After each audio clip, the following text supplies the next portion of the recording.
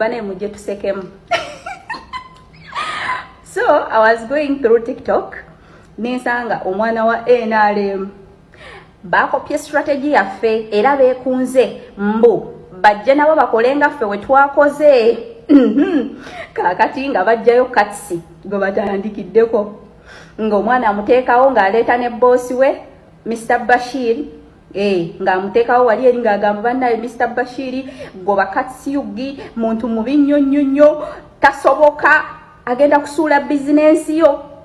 Kyekiri mu comment section abaana bayise mu comment section ye nga buli omu agamba ne katsi yugi mulungi bananga akola visit nugi bane bamwogeza omusala and different people temusobola nakushikiriza. I'm going to put some here naye nga kano kakayisewo nga kalango bannange wemuwulirira ennyonyi bazitadde mwenna mbagala wakati yugi mugende mu supporting omwana w'enkyokacyoka mugende mu supporting omwana ali legit. Mwali muliddeko omwana katisinga bagamba nti oba yabbye ssente za visa oba bannanga alina gwe yakumpanyiza. From day one omwana oyo abadde consistent. Kati ekyo nkimaze kati nzira ku story gye mbadde mbanyumiza. The person who was doing the video, the NRM goon, azze wali nga ddamu buli ataddeko good comment ng'agenda amuddamu naye nga zonna comment ezibadde ku eyo video zonna nga ziwaana bwanyi Katsi Yugi. Kati kambabulireko mu abantu ba NRM. We lead and others follow. Mutwebuuzeeko mwe kye musobola kiri ekya muli batemu kuwamba kutulugunya kurepinga kusodomizinga ebyo bintu bye musobola naye byaffe tetubisobola naye mu strategies mu togetherness mu kuimplementinga chovola batu bagamba twetaaga nnyo Uganda because tukulembeddwa omuntu His Excellency Robert Kyagulanyi Ssentamu wandiikawo wansogamenti His Excellency Robert Kyagulanyi Ssentamu Katonda yamutuwanga kirabo ffenna tulabira ku ye because he just came in ffe mijiji emito kwegamba egigoberedde ku mugongo gwe mukitegeera people of my age ffenna we twenkana tobola mugamba obwana bwa Nuupu simanyi like bufoot soldier because we range yaffe ey'emyaka teringa eyammwe because mwe mubaddewo ebbanga ddene but you have failed our country. Kale ebyobufuzi alwa bagamba nti nno muzannyo era ekyamazima singa bikulema okupanga obulungi oyinza obutamalaako nabyo. So agamba nti ebyobufuzi muzannyo asobola okubeera omutuufu mu ngeri emu nti nno omuntu engeri gy'azannyamu kaadi ze yeesalawo engeri kaali ey'obufuzi gy'eyinza okukoma. Wabula ate ebyobufuzi bw'osukka bizannyiramu bisobola biringa masannyalaze nti gakukuba ne gakutta. Kakati abantu abamu bwe baategeera nti ebyobufuzi muzannyo ekifo kyo ebyobufuzi muzannyo tactically nti obukodyo omuntu anaabeera successful mu byobufuzi yeetaaga okusooka okuba ne plan ne work plan ku ngeri gy'agenda okweexecutingamu ekyo ky'ayagala okukola. Wabula bw'omala okufuna work plan eyo okwawukanako n'emizannyo emirala nti mu mupiira twesala mu mupiira tuzannyamu ate ebyobufuzi tebabizannyiramu kubanga ate bifuuka amasannyalaze agasobola okukuba n'okutta ne gakutta. Essaawa zino ku mutimbagano enjawukana mu byobufuzi n'ebisigalira by'engeri abantu gye bawuliramu ebyakava mu kalulu. Naddala abaana abawangaalira ebweru w'eggwanga batandise okwekubagana mu ngeri y'okwagala okweremesa naddala eri abo be balowooza nti nno babadde babayeeya oba babavuma. Emabegako awo omuwala amanyiddwa nga Benita yavaayo n'atabukira naddala bannakibiina kya NUP bwe twali tuli mu kaseera ak'okulayira kw'omukulembeze w'eggwanga. Emabega awo kaseera kaayiseewo katono nnyo ne tulaba ng'avudde yeekubidde omulanga ng'agamba abaana bali ku mutimbagano nti wema musazeewo okuvuma muvumeeze naye temugenda ku peegi yange, peegi y'abakama bange oba peegi y'omulimu gwaffe. Oyinza okulowooza nti nno y'ensobi Benta jjajja okwevuma ebbanga lyonna mu bulamu bwe, oba oli awo nti singa teyakyogerako n'abo abataabiriiko tebandibiyingiddemu. Kakati kino kyabagudde n'ab'NRM okugamba nti naffe kasita amasimu tugalina tusobola okugenda nammwe ku peegi zammwe kuba ati nammwe ab'enkyukakyuka tubamanyi n'abamu ku mmwe gye mukolera tumanyiyo. Tusobola okugenda ku peegi z'abakama bammwe ne tubasiiga enziro nga nammwe gye mutusiiga, nammwe babagobe muwulire nga bwe kiruma. Ekibuuzo, ku guruupu zino ebbiri eriwo eyinza okuwangula mu muzannyo ogwo? Ekyokubiri, kiki ekiremeredde guruupu zino okutegeera abo abawagira NRM n'abawagira NUP obulumi bwabwe buli ludda wa? Tugenda kuba tuyitamu ssaawa zino n'abamu ku abadde basuubirwa nti no bavuddeyo okubanga tebayamba mwana muwala Benita ate agagenza okukeera olunaku olwaleero nga kirabika Benita muzimu ku discussions z'abaddemu ate yandibanga mweraliikirivu okubanga yandibanga bano abadde balowooza nti bayinza okumuyamba n'abadde bakozesa mukozese kubaako kye bafunamu. Tugenda kusheeya olunaku olwaleero okutunuulira power versus people power. Wakati nga gavumenti oba aba NRM bayina power, abali ku ludda oluvuna gavumenti bayina people power. Di power lwekola era ng'oyo owa people power alina okwekkakkanya. Era di people power lwekola ng'oyo awagira abalina power alina okwekkakkanya. Tugenda kuyitako. Tugenda gendako mu ggwanga ery'omu Amerika eniwaffe bubadde bukya ndowooza ewa bubadde bukyali mu budde bwa kiro. Kibayise NUP convention bagiyita the National Unity Platform Diaspora Convention ey'omwaka 2026. Kuli ekibiina kya National Unity Platform gyalabiseeko ne famire ye. Era wano wabaddewo abakulu abaweereddwa engule ez'enjawulo nga basimibwa mu nsonga ez'enjawulo ate era mu nteekateeka y'emu.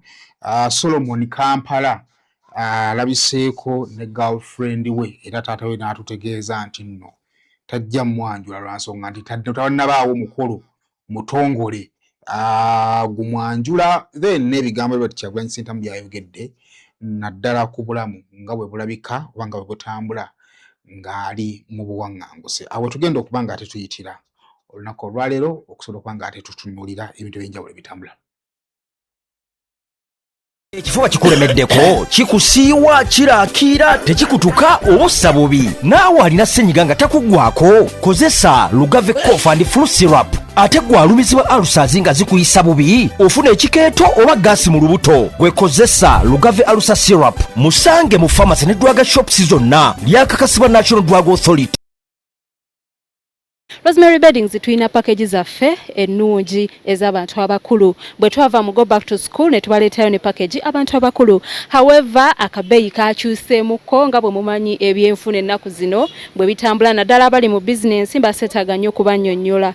Package yaffe eya 5 ku 6 egirako omufaliso omulungi ogwa Rose Form omunene guno gw'olaba, ne tukuweerako essuuka, ne tukuweerako fiber pillows, ne tukuweerako bed cover bwaguuga, ne tukuweerako akatimba. Byonna ebintu ebyo 5x6 ogenda kubifuna ku mitwalo 41. 4 ku 6 era omufaliso gusigala gwe gumu, ne tukuweerako essuuka, ne tukuweerako akatimba, kuweerako pillows era wamu ne bed cover tugenda kuweera ku mitwalo kati 36.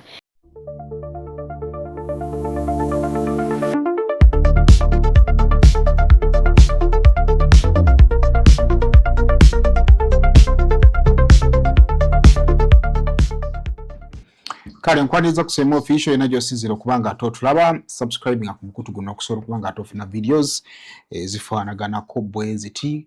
Commenting nga kituyambako okumanya kiki oba olowoozaako ebyo tuba tuwogeddeko ate olwo ne tutambula. Kale banafu aba Airtel bakutegeeza nno nti ebintu byateeredde dda, tulina ssente ez'okugaba spin and win. Banafu aba Airtel bw'obanga okedde wiiki eno nga tolinamu ku ssente tugamba nti no transact and spin ogenda kubanga otekamu 10 zigenda kubeera 2 n'okwambuka okusobola okubanga teweewangulira cash data n'ebirabo ebirala ebyakagwirawo. Kakati kyangu nnyo kozesa Airtel app yo okusobola okubanga ate ozannya n'okuwangula owangule. Lugave products munzikiriza nazo nzibategeezeeko mukulikayo mu weekend. Kakati oyinza okubanga weekend twagiyiseemu bulungi ng'olina ekifuba kirikula kikukolokoota kiraakira tossa bulungi ssenyiga akulukuta embeera yonna gy'olimu ng'ewangayira mu bintu ebyo bibiri ssenyiga n'ekifuba tukutegeeza nti no Lugave cough and flu syrup ejja kubanga ekuyambako. Kati ate gwe owa ulcers obutolo kuzimba ekikeeto kikuluma appetite n'ekubula olumu n'obogene manju ofuna engeri y'olusaayisaayi tulina Lugave ulcer syrup ejja kubanga ate ekuyambako. Tukubye ku namba zaffe ez'essimu ebisinga okusobola okubanga ate obitegeera. Service e-visa tusangibwa awo Zana. Twagala okubategeeza bassebo ne bannyabo abatulaba nti ekyatuleese kiri kimu kyokka, twagala kuggyawo bufere eri abo bannayuganda abaferwa nga baagala kgenda bweru naye oli n'akubba ssente n'agenda bw'atyo. Ezo emboozi zampa miliyoni 25 mbikolereko waffe tebiriiyo.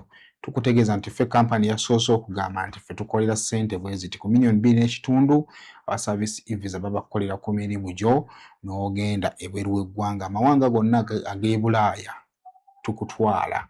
America, Canada bakyakuttemu bukwasi we advise okugira okubanga okwatamu ate paka embeera kyose ekinaabagenda mu maaso okubanga ate kiyita. Bwe tunaamala oyitaawo era nayo tukyagenda ddala mu maaso nga tuyamba ku bannayuganda okubanga bagendayo. Tusange Zana ku Ebenezer Mall, enamba zaffe ez'essimu ziri ku screen awo ebisingawo okusobola okubanga ate obitegeera. Kale munzikirize tutandikire wo olunaku olwaleero.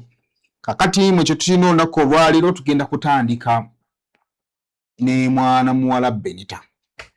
Kakati ebyobufuzi bino birungi naye at times nkemebwa okukkiriziganya n'abagamba nti wadde ng'ebyobufuzi birungi naye si buli omu nti yandigwanidde okwetaba mu byobufuzi. At times kirabika ng'ekikkakkanyaamu naye ebyobufuzi birina ebizibu byabyo bingi nga kyetaagisa omuntu abitegedde obulungi okumanya engeri gye babyeŋŋangamu. Ku njuyi zombi, oludda oluvuganya gavumenti n'oludda oluli mu gavumenti. Abantu bangi nnyo abali ku ludda oluvuganya gavumenti abafunye ebizibu naye ng'oba oli awo it was bad timing, nga kyali akola kyali kituufu but it was poorly timed. Mugamba nti tetuganye kyali akola kyali kituufu era nga kyali ayogerako kyali kyekyo naye kaseera bwe yakyogerera kyali tekigwanidde. Oba oli awo nti singa yali alina experience emala ekyo yandibadde asirika n'akireka nekikola ki nekiyita. But still n'okusayidi eya gavumenti abantu bangi nnyo be tulabye abaleeta okukyamuukirira mu byobufuzi naddala time etuuse ebyobufuzi ne biva eno ku ground waffe gye twatuulanga ne bigenda ku mitimbagano nga buli maaso babbiwanyisiganyako n'obbikubaganyaako ebirowoozo. Abantu bangi nnyo abawadde endowooza zaabwe ku mwana muwala ono Benita oluvannyuma lw'abaana ba NUP okugenda ku mitimbagano gy'ekitongole gy'akolera oba kampuni gy'akolera ne batandika okuba nga ate bamwogerera ebintu. Era abantu bangi babadde boogera ku kye bayita freedom of speech. Okitegeera bulungi nnyo. Naye bw'ogenda weekenneenya ebintu engeri gye bigenda bitambulamu ojja kukkiriziganya nange nti wakati mu kupracticinga kye tuyinza okuyita right ye Benita alina bye yeerabira. Ngenda otandikira. Tubaze ebbanga ddene nnyo nga ffe abali ku ground e Kampala tugamba bannaffe abali ku mitimbagano nti wadde ng'omanyi munno ayogedde ali ku ground alina ky'alina okwogera n'atakyogera tomukuba nnyo lwa nsonga nti ye ali ku ground ate ggwe toliiwo. Ekifaananyi ekigazi kyali nti ono ali ku ground ali within amaanyi, the power of the ruling government we gatuuka. Gwe ebigambo by'osobola okwogera ali ebweru w'eggwanga tobisuubira ali wano kubyogera kubanga gwe ali ebweru w'eggwanga basobola okukwogerako ne bayinza obutakunonayo oba ne baba bakunona kiyinza okutwala ebintu bingi. Nalabako wano nga bagezaako okusamoninga lumbu ye President n'abanga aguguba paka nakati taleetebwanga. Kitegeeza nti gwe you under somebody's custody, balina kumala kwogerezegana na muntu omu n'amateeka g'ensi yonna gakirambika. Kyova laba nti ku ngeri Dr. Kizza Besigye yakwatibwa mu lwala questioning nti naye bamukwatira batya Kenya ne bamukwata Kenya ne bamufulumya eggwanga nga due process teyitiddwamu. Kati ebbanga lyonna abali ku gwawundi bebadde nga balabulwa okwegendereza amaanyi ga gavumenti kwebyo bye boogera. Wabula walabika waliwo ekintu ekibadde kyabuusibwa amaaso. Tuyina power yeya gavumenti, tuyina people power yeyaabo abali ku ludda oluvuganya gavumenti.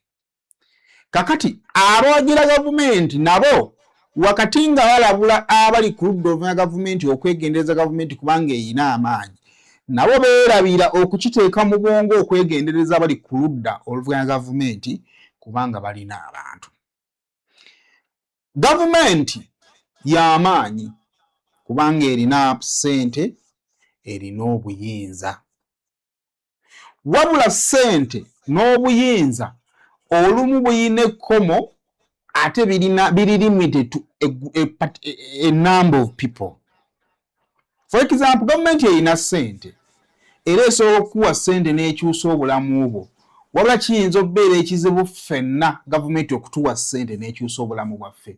Kitegeeza nti gavumenti erina ssente naye esobola ziwaako abamu ne bakyusa obulamu bwabwe naye tesobola ziwa bonna. Wabula ate omuntu alina abantu asobola okuwa omuntu ali ku sayidi eriko abantu basobola okufuna ssente bonna ate ne bagaggawala batya. Nti gavumenti bw'ebanga yeeyina okukulabirira kitegeeza erina okukufunira omulimu, ekuwe w'osula, ekuwe n'obukuumi. Kyokka abantu basobola okusala ne bagamba nti ekizibu kyaffe si ssente, ekizibu kyaffe si kutuwa, ekizibu kyaffe kutuwagira. Abantu ne beekolamu omulimu ne bagamba nti kakati Sayima atunda ki? Atunda dduuka. Ne bagamba nti abantu ffenna tugende tuwagire Sayimo. Ne babeera nga practical tebajje mu nsawo okuwa Sayimo, naye Sayimo n'abeera nga byaleeta mu dduuka bitambula n'akolako amagoba ge ne yeekulaakulanya. Ate ne Sayimo zaafunye n'azikwata n'agenda n'awagira gwe baasalawo gwe bagamba nti bannange ono waffe mutunzi naye tumuwagire. Kakati Benita Naasi yasangibwa mu mbeera nti teyakirowoozaako nti bano abantu bakyokooza olunaku lusobola okukeera lumu ne bakozesa amaanyi gaabwe okumwonoonera obulamu. Kakati over the weekend mubaddemu ebirowoozo ebigambibwa nti nno wayinza okuba obufubutuka y'abakulu mu gavumenti ne bamuyamba. Era ne wabaawo ne campaigns. Actually yennyini yagenda ku mutimbagano gwe n'ategeeza nga we yali agobeddwa ku mulimu oluvannyuma lw'ebivume ebingi. Era bw'ati Minisita Justin Nammere n'ayimukiramu n'agamba nti yali amuwadde omutwalo gumu ogwa $. Kirabika omutwalo ne gutatuukira mu budde, kati ne basigala eyo nga beemumuunya. Kakati omwana ono aba ali ku mutimbagano ne mikwano gye banyumya n'akisiinyaako nti kirabika ssente tagenda kuzifuna. Ekyo kirabika kyagenza okujja nga bamaze kwogerezeganya n'okulinda ssente nga tezikola ki? Nga tezijja. Kakati mu space gye baabadde abaana gye baalicordingidde audio ate ne bagikomyawo ku TikTok. Essaawa zino the audio is trending. So kompe ku audio eyo. Tuwa sente ndi wano siba wa request ndi mu ate no yandi tuyambye abantu ne bamanya omulamwa. Kati ng'abadde akuza ayagala okuweereza ku ssente ku Benita aweereza ku namba Obadde abano be twagala owa Mike. nonya naye sebo ndi wano okuba kerere ne totasoko webaze awula Naye pizza abakusuubiza bakuwa. bali kumusindika adis okusuubiza kusinga okusirika. Nedda ssebo. Akusuubiza kukirako. Kusuubiza ne bagaana okuwa ssebo. Naye nti akusuubiza akukira akumma. At least obireka At least otasuubiza naye now kati era abajja muwa bufere Panange.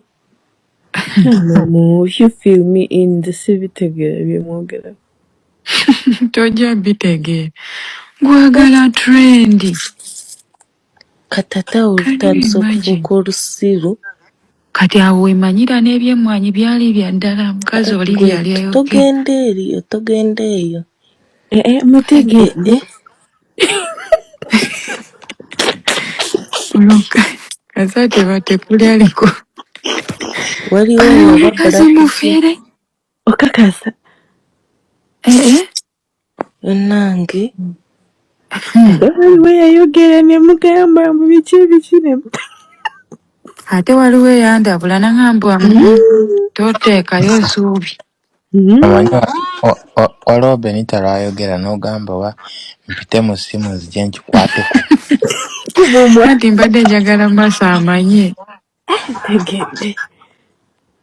banange Gwe honest guy mbu Lugambye olugya mbu Benita disrespectinze mbu era kyova olaba tajja azimuwa mbu ayogera. Kati Benita asobola okudisrespectinga oyo mukazi. tasobola piisi ne message azirabye Gwe lulinde tujja era eyo emboozi ekomaawo. anti kati tumulinza akole vidiyo agenda osabula oyo abantu baagala trendi simbadde sikimanyi nakimanya You mean she just did it for mwe eyo emboozi tugiveeko. Gwe Benita eyo emboozi tugiveeko. bitwalira ewala kale Kale. naye gwe okimanyi sipeesi ziba zaffe kakati ebyobufuzi bino nga nategeeza nti nno abantu bemu tubiyingira nga tetubimanyi. Buli gurupu ebeera mu struggle abantu abagirimu baba bakimanyi nti gurupu eyo baterina era bakimanyi nti it is upon them okugisupportinga okusobola okutambula. The same thing happened mu kaseera nga NRA ekyali mu nsiko.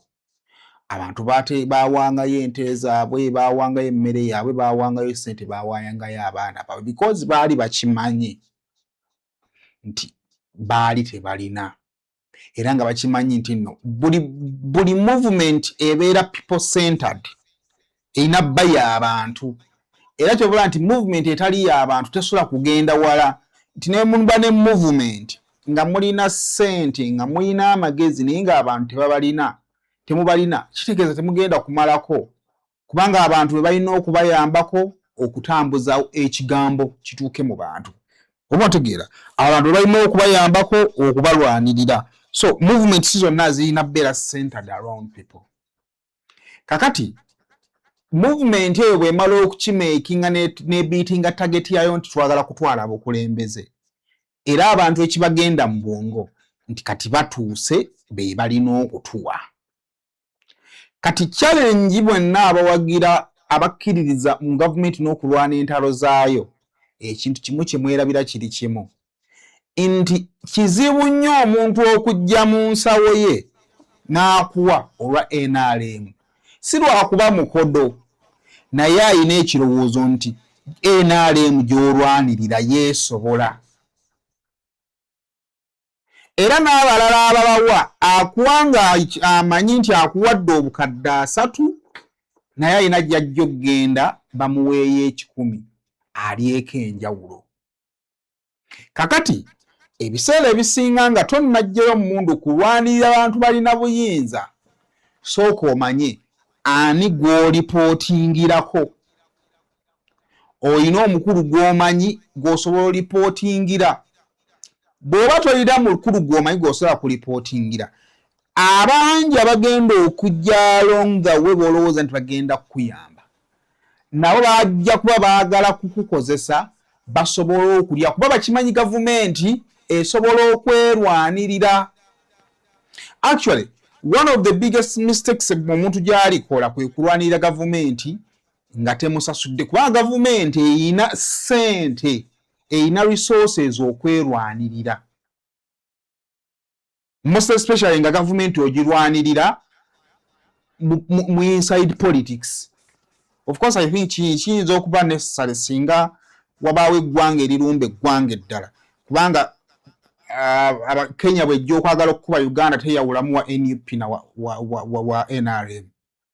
Awo ndowooza teweetaaga invitation kyonna ky'osobola okukola osobola okukijjayo naye mu kaseera nga olutalo naddala olwa PR luli within the system gavumenti erina obusobozi obwerwanirira kyova olaba nti abantu bonna abavaayo bw'obanga oli mu lutalo ng'olwanirira gavumenti abantu bonna abavaayo mu linnya ly'okwagala okukuyamba ate babaagala kukukozesa eyo challenge esingawo.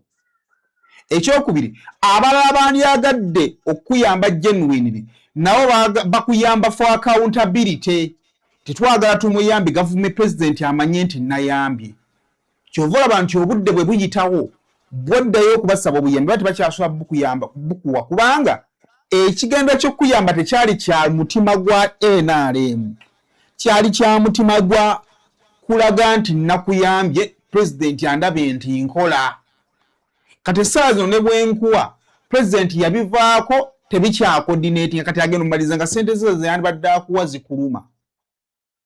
Omwana wamuyita Senior Kanaabo oyo y'omu butwali World Cup eyali ekkata yajja n'abeera visible nnyo nga yambala colours za Uganda abantu bangi ne bamupostingako n'abantu bangi ne bavaayo okumusuubiza ssente yavuddeyo n'abaako ebigambo byasibirira Benita.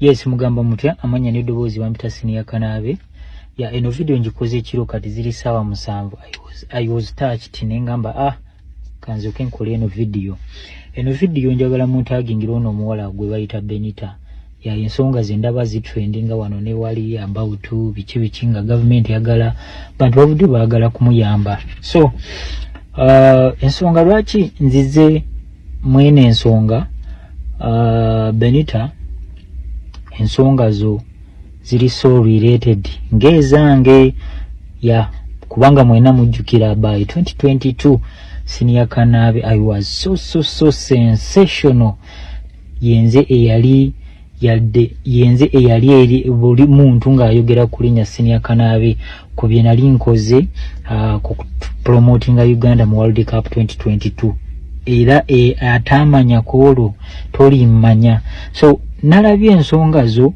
nendaba engeri abantu gye bali mu kwandolinga ensonga zo nendaba nga nti bw'onobeera nga excited nobeera excited ojja kukomekereza nga tokifunyeemu kubanga kati bwe nkuzaayo eri emabega Senior Kanaabe namala okukola erinnya bantu bangi bazivaayo ne bagamba Senior Kanaabe tukuwadde kino Senior Kanaabe abono bokomyewo Uganda tugenda kuyamba kino ne kiri okategedde by then agenda okubeera sensational mukata nali maze okumalayo omwaka gumu nali mazeeyo omwaka gumu mwena bamanyi ebintu byekyeyo bw'oba oli ku ddungu mwaka gumu ebyaddala nali ninako millionage osooka kusasula amabanja osooka kukola ki tobeera ready sente zonna oba wazikolesa nga wazijja n'okukola ekino ne kiri nga bw'obimanyi ebintu nga wakajja ku kyeyo so abantu ne bangamba Senior Kanaabe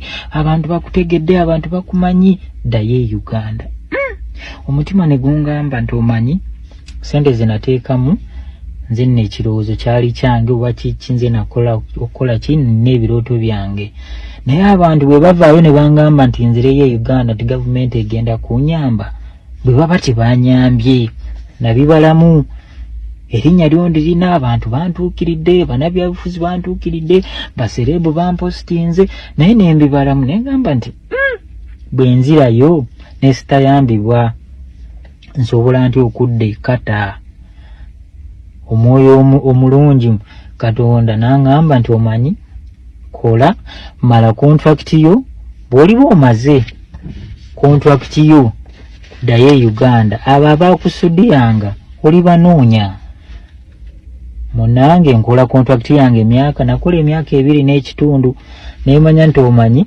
Uganda nabeerangayo okubeera ne saving ya bukadde bubiri nga togiraba ne nkola otusente twange ne manya nti kantuteeke ku account bwe ndiba nzizeeyo ne mbanoonya ne babula ekye banyamba ndikolesa otusente twange ne needaabulula ne mala contract yange ne nkomawo e Uganda. Bwe nakomawo e Uganda story neetandika nti kati munnange gundi wansuubiza kino, gundi wansuubiza kino, gundi wansuubiza kiri, kambanoonye. Ye yali mission nga ntuuse e Uganda ne mbanoonya ne nsokerako ono ne nsokerako oli ne nsokerako oli, ogenda ku office z'abantu abali nga bakugamba nti ye tukwagala naye nga ng'osobola okufuna omuntu. Oziraba zino empapula zonna zino muziraba zino zibadde mu fayiro. Nawandiika proposals ne mpandiika proposals nenkoowa ne peni ne ziggwamu. Nze ngenda kukulaga, nze ndi mu kugira nkulage nti bw'onoobeera excited nti omanyi nti Uganda esobola okukuyamba basobola, naye njagala osooka olabire ku nze kuba ffenna nze naawe tuyinza okuba nga tuli kyekimu. Kaakati nga mpandiika, jjukira ebintu bya gavumenti olina okuwandiika. Nze nabayitooloolamu ng'onoonya onu naakubula bagamba komawo enkya ajja kubeerawo lwaluli. Owandiika ebbaluwa gireete, owandiika ebbaluwa n'ogitwalayo ne bagiraba, ate mu kisimanyi osobeze wano n'oddamu n'owandiika. Naye ng'ogyogenda bakumanyi nga byonna bye wakola. Okategedde abantu abanaakusudiyanga making sure nti bakuyambe ng'okyali eyo, bakuwe ku ssente ng'okyali eyo. Ogiraba? Eno ogiraba? To the Minister for Gender, Labour and Social Development in charge of Children and Youth Affairs. Ebiseera ebyo yali Balamu. Nanoonya Balamu nemusindikira message ng'ekituufu amanyi nagamba sinyakanabe ngenda kukulaba. Yino mulowooza mbalimba, yino ya Balamu, yino bagitaddeko ne stamp ya ofiisi ye eriko received 224 nga naakadda. Nanoonya Balamu ne kati sirabanga Balamu era tandabanga. Eyo chapter nenjikulozinga. Okategedde? Cabinet Minister for Gender, Labour and Social Development. Ono yali mukama we. Naye eraga received. Ono mukyala yali oli omukyala Betty, ono mukyala wa Oli Akena. Ono yali Minister wa Gender nga ye mukama wa Balamu. Yali azeeko ekkata ne musindikira yajjako n'andi organizing ekkata n'agamba ali bakumye Uganda ajja kunnoonya. Ne musindikira naye baji receiving naye 224. Okitegeera sifunanga kyavaayo nkulaga nti olwo ntambula njokya mafuta ntambula engato eggwa lubege. Kale oyo Senior Kanaabe, lwaki njagadde tukole ebintu bino? Of course obusungu abantu abasinga bakola ebyo nga bakozesa busungu, naye ate ffe Katonda bawadde omukisa nga tewali busungu. Oba oli awo tusobola okujja ne tuleeta ebintu tumyanalizinga bulungi, then gwe ne weeronderako. Kakati amaanyi ga gavumenti n'amaanyi g'abantu bisiŋŋanira wa? Singa Benita yabadde mwana wa nkyukakyuka, essaawa zino yandibadde alina obukadde nga 30 ku akawunti ye. Singa yabadde wa nkyukakyuka. Ate ssente ezo nga tezirina mukulu n'omu kuva mu kibiina wadde n'ekikumi, naye nga ziva mu bantu. Bw'otunira Benita, bonna abavuddeyo okumuyamba bikonge mu NRM, teri muwagizi we NRM ayinza kukwata 10 kya kimuwe, kubanga mu bwongo bwakimanyi ti gavumenti erina ssente esobola omulabirira. Kyokka ekizibu ne kijja nti gavumenti ab'okulabirira erina bangi. Kyokka bajja kugamba nti Eddie Kenzo ye yaguze tiketi. si kibi Kenzo okugula ticket naye ate ticket eyo omuntu omu ku banna abali ku kyeya abadde asobola ogigula naye omuntu oyo naye obwongo bumugamba nti tasobola gigula kubanga NRM erina ssente be bali mu buyinza. Kakati nga bwe tukomekkereza abali ku ludda oluva gavumenti nti kale ne bw'oba onyiize toyogera bigambo bigenda kutuuka ku airport weekweke.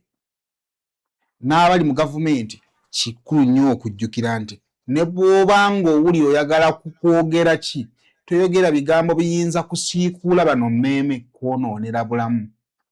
Kubanga okusinziira ku kye twalabyeko bo rekodi bamaze ogiseetinga nga balaga nti kituufu basobola. Ate ekizibu ekiriwo nti bwe mugenda mu muzannyo gw'okweragako tosobola bawangula kubanga mwe muteeka komenti 10 nga mugamba nti ono mubi bo bateekawo komenti 10 nga bawaana nti ono mulungi. Bwe kiba kyetaagisa nakwesitula kujja kuwa ennyini oba tukamba okola ku restaurant basobola kwekolamu n'omulimu buli lunaku n'ofuna abantu 15 nga bajja ku restaurant nga bawagira ate nga bagamba tuzze lwakuba oyo. Ate mwe ekizibu mwe kye mutasobola kukola kubanga mu kaseera nga abantu bakuba Benita wabulawo n'aba-NRM abagenda ku comment section bamulivyu mwennyini bateekemu bagambe nti nno omwana ono mulungi. Comment embi ne zisinga ennungi amaanyi okukakana nga company ejjeeko comment section. So nga bwe tugenda mu maaso okubbinkana n'okudda mu mpaka za wattu oyo ekirowoozo kyange kiri kitya ebyobufuzi tubiggyemu okukyamuka ku njuyi zombi. Gwawagira NRM wagira NRM yo kubanga n'abawagira opposition balina ensonga za lwaki bawagira opposition. Bw'olaba olutalo bakama bwe batannalwana tolulwana tebwefuula hiro. Gwe kassa ekirungi ky'obuwagizi bwo waana muntu wo genda mu maaso.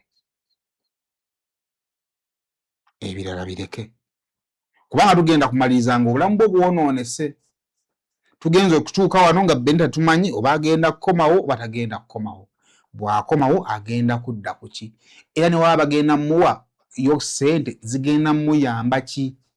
Ebigendererwa bye wali alinnya ebinyonyi byali ki? Byali byakumukunda mu $1,000 $1,000 ze milioni 35. Milioni 35 ziyinza kukolera ki mu ggwanga lino?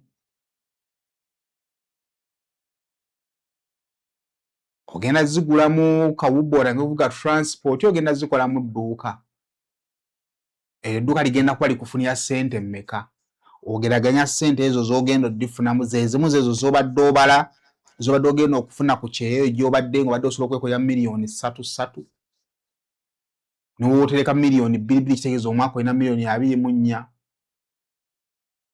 So ebira byonna tujja bigendamu naye amazima gennyini nga sikwekwekeredde togenda mu lutalo lwa byabufuzi ku mukutu n'abaana bankyukakyuka kubanga bangi and they are committed okuyiwawo omubiri okwawukana n'abo ab'NRM oba aba gavumenti.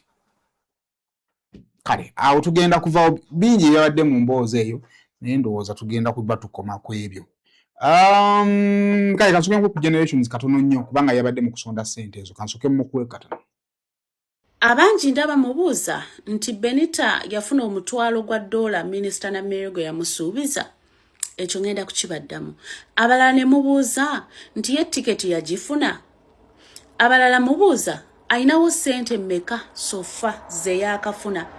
Then abalala ne mubuuza Uganda addayo ddi y'ate agenda kuzzaako ki.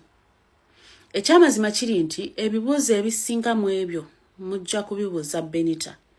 Nze ngenda kubaddamu ebitonotono byendaba nti ndi connected nabyo.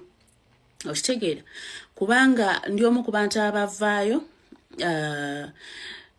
minisita nga amaze okukola video n'atusuubiza $1,000 nze omu ku bantu abava era nze omu ku abo abantu abamutegeeze embeera eyaliwo so n'atusuubiza omutwalo gwa $1 era ne tujja ne twebaza. Ekyamazima kiri nti omutwalo gwa $1 tetunnaba kugufuna. Okay? Era bwe guba nga gulabiseeko oba kyonna ekinaaba ekize tujja kujja wano tubagambe. Do you guys understand? Omanye ebintu byange byakutambuliza mu mazima. Kuba saagala Benita abeere ajja agamba ate bannange ate minisita yanimba ate Generation Z mwali wano ne mukipika.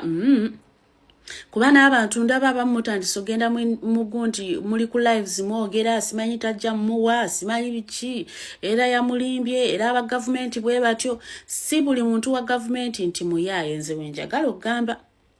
Kyobula mbagaye nti wabaawo kyonna ekivuddeyo tugenda kujja tubagambe. Era wabaawo kyonna ekikyuse era tugenda kujja tubagambe. Ebintu byange mbitambuliza mu mazima.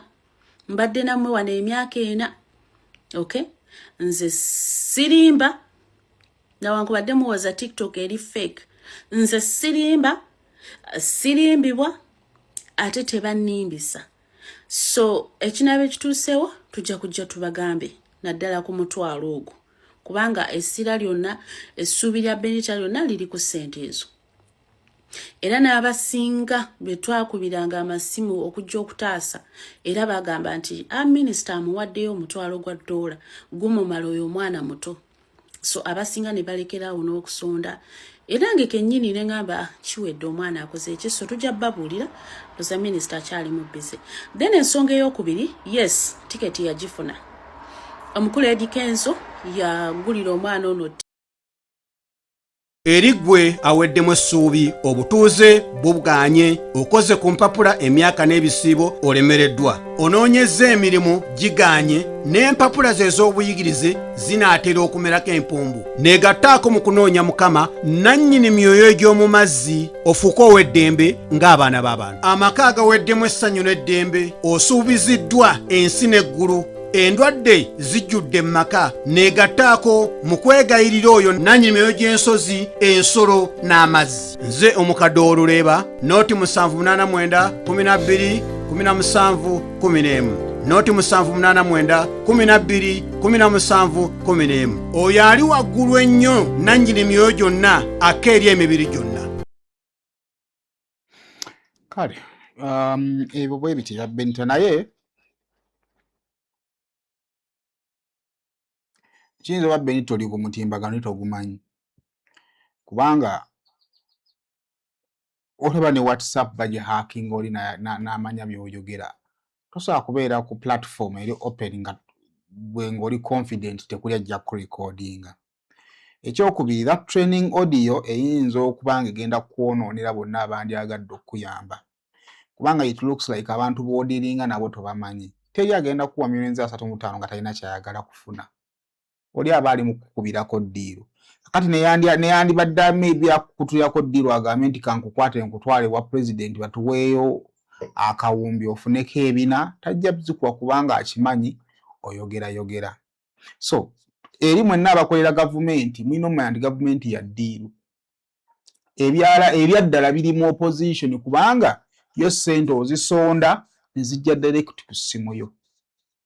Ezo eno ziva wa muntu omu president. Kati omuntu akuteekawo embeera ye ng'ayagala kufuna. Waliyo n'omuntu okugamba nti nkuwadde zino olwokugamba nti gundi bamuwadde zino. Oli n'asuuza n'agamba nti ngenda muwayo omutwalo gwa $1. N'akutukira n'agamba nkuwadde $20,000 ze mbadde nnina. Ate nga togenda kuvaayo kugamba nti omusajja yampadde $20,000 kubanga nazo tewazikoleredde. So olina omanya system y'abantu b'okoleramu. Bw'oba tomanyi system y'abantu b'okoleramu then entalo za social media ziveemu naddala ez'ebyobufuzi lwaki. Ogenda tuuka bano abaana bo abalwana nawe baagala kukukuba bakufukamize paka bw'onakkiriza nti nno Kyagulanyi ye president. Katosobola kubeera nga eno oli eno olwana nabo ate nga ne b'okola nabo oba abali willing okukuyamba nabo kye baagala tokimanyi.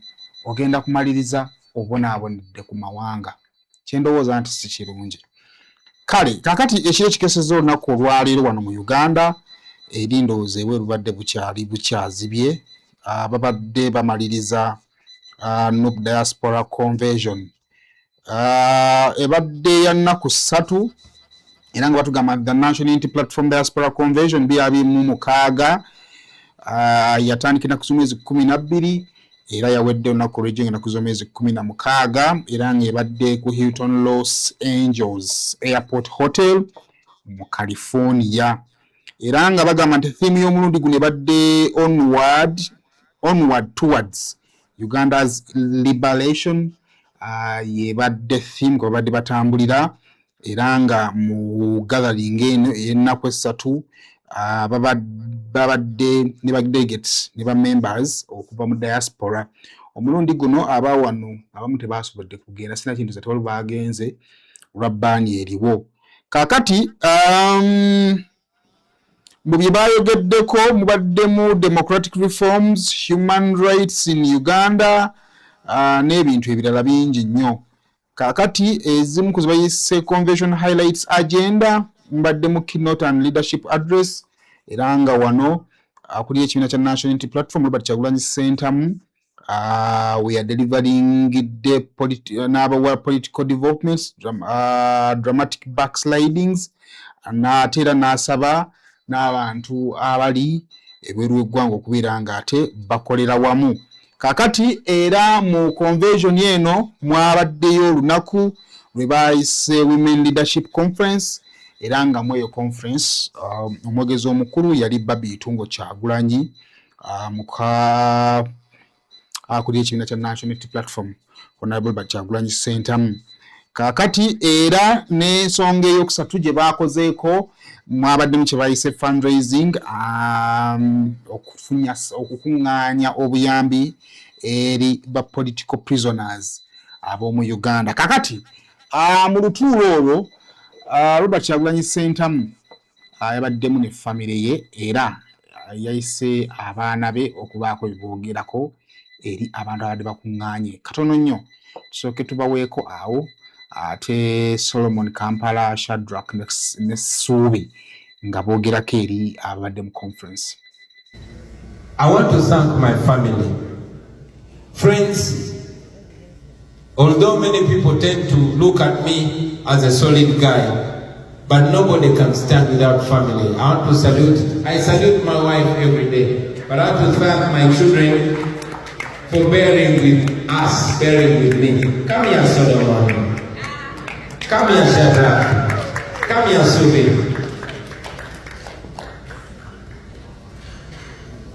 Yeah.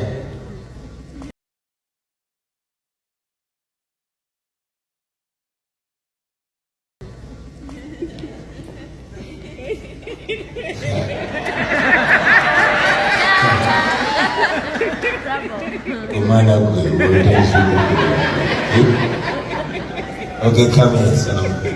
We are the youngest population in the world, we stand a chance. We are the youngest population in the world, we stand a chance. Today, I want to send my message to the youth of Uganda, and it's going to be on two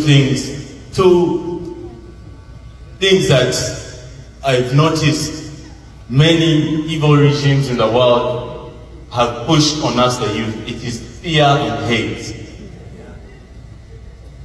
The fear of one another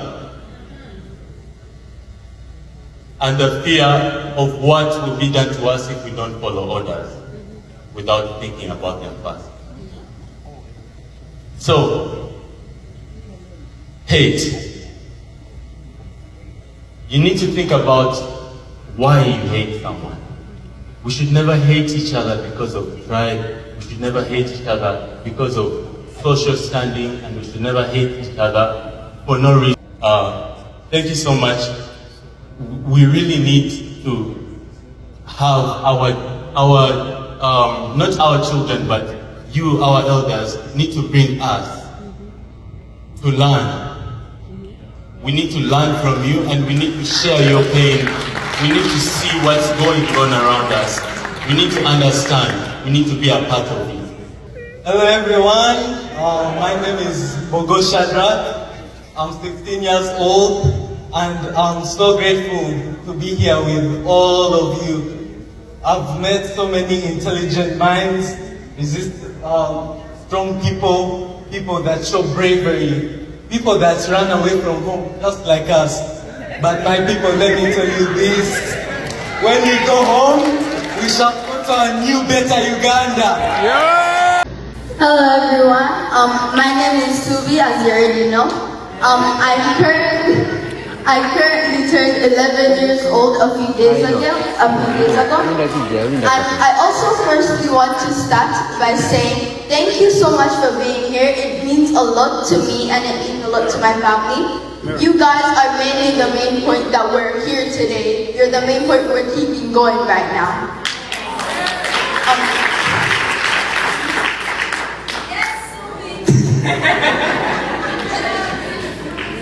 I know. Thank you so much for all your inspiration, and thank you so much for supplying my family with home. I'm not gonna say specific for security reasons. And thank you so much for all the love you've given us. Please clap for yourselves, because you guys are all we have right now, literally. And I also want to say that I'm actually saying this as a child myself is very embarrassing. I'm very angry at what Uganda has come to. I was born in a place where nature was happy and where we were all together. Now it's full of a place of rumble and war. That is embarrassing. Thank you. There's somebody that I did not introduce, and that is because in our culture, introducing a new person in the family takes a function. Okay? Naye abaana bakuze, abaana mubalabye.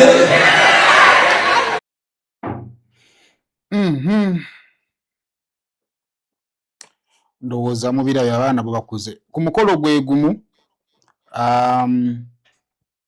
wabaddewo abantu abaweereddwa awards. Honorable Muwanga Kivumbi bamuwadde award, Machete naye ne bamuwa award mu categories ez'enjawulo. Era ku mukolo gwe gumu Honorable Kyagulanyi awadde experience ye ng'embeera bw'etambula essaawa zino mu buwaŋŋanguse. Genda balekera ebintu ebyo tujja kuba nga tudda gye bujja. This is an award given to the most courageous person. And the most courageous person,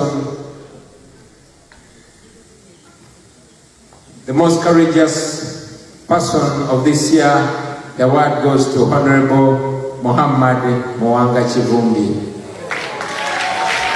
Honorable Muhammad Muwanga Kivumbi is in prison as we speak. Honorable Muhammad Muwanga Kivumbi is the Deputy President in charge of Buganda region. So solid, so strong. By the virtue of the power entrusted in me, I want to invite Madam First Lady to receive this award on behalf of Honorable Muwanga Kivumbi.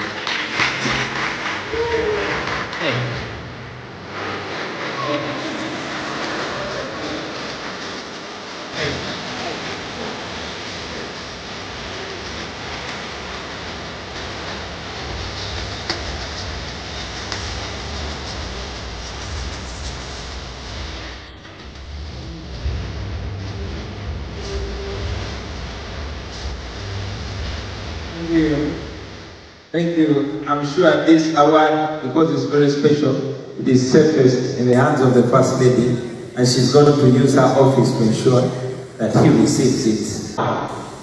This is the most important award. It is the Diaspora Award of Honor. And the Diaspora Award of Honor goes to a political prisoner called Yasin Sechitoleko, also known as Machete. Yeah. Thank you, Machete, for the strength. I want to invite Comrade Bale Marvin of Boston to receive this award on behalf of Comrade Machete Yasin and to ensure that he receives it. So next.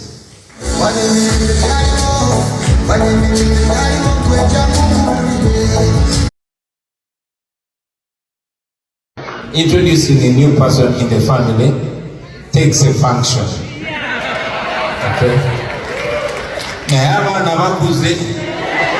Means either going to jail or going to the grave or going to exile. I chose the best case scenario, and that is exile. Like everybody else, you run into a place, into a world that you don't know. But because you friends are here, many people used to come into exile. I used to sign documents to support people stay here. I didn't know that once upon a time, a day will come and I have to take my document to Kauma to sign for me. But at least we have each other, and we give thanks to that. We've spoken so much this whole weekend, and indeed there's much more that we're going to speak to each other. So much we speak publicly, and believe me, there's so much that we are going to speak privately. Not everything we're going to say here, because even here as we speak, we know the regime is watching us. But one thing that we are not shying about is that our mission has always been, is, and will always be removing Museveni from power. Yes. We want to remove those thieves from power so that Uganda can become for Uganda, so that our people can have a voice. We have never changed that. That is non-negotiable. That is our mission. And even if we're in the diaspora, I'm here to inform you that America now is the new base. The diaspora is the new base. For me, what I undertake is to move from door to door, from state to state, from country to country, from camp to camp, to ensure that we galvanize Ugandans and friends of Uganda to march back home. So please, ladies and gentlemen, much as the formal and official engagement is the annual convention, I request that this energy should last the next 365 days. There's so many groups that have engaged with religious leaders, elders, women leaders, youthful leaders, and there are many that we hope to engage with. Our mission now is to organize, organize, organize, organize. Pastor Manafa was preaching much earlier today, and I appreciated it because he mentioned that we are going from strength to strength. Much as many of you tend to feel bad, you feel like we lost it because Museveni rigged the election. But think about the small wins. Once upon a time, the people of Uganda, especially the young people, were consumed with alcohol, were consumed with obscenity, were consumed with nonsense. Uganda is the only country in the world where you can get drunk on less than $50. Meet our passionate creator, ready to bring ideas to life at Truth Design Academy. From mastering graphic design to creating stunning visuals, this is where creativity begins. But design is just the start. Lights, camera, action. Meet our passionate creator, ready to bring ideas to life at Truth Design Academy. From mastering graphic design to creating stunning visuals, this is where creativity begins. But design is just the start. Lights, camera, action. exploring the world of filmmaking is just as exciting. With hands-on experience, every challenge turns into a learning opportunity and success is just a step away. At Truth Design Academy, we offer courses in graphic design, film production, digital marketing, website design, 3D animation, and photography, including drone technology. Your creative journey starts here. Enroll today and turn your passion into a profession.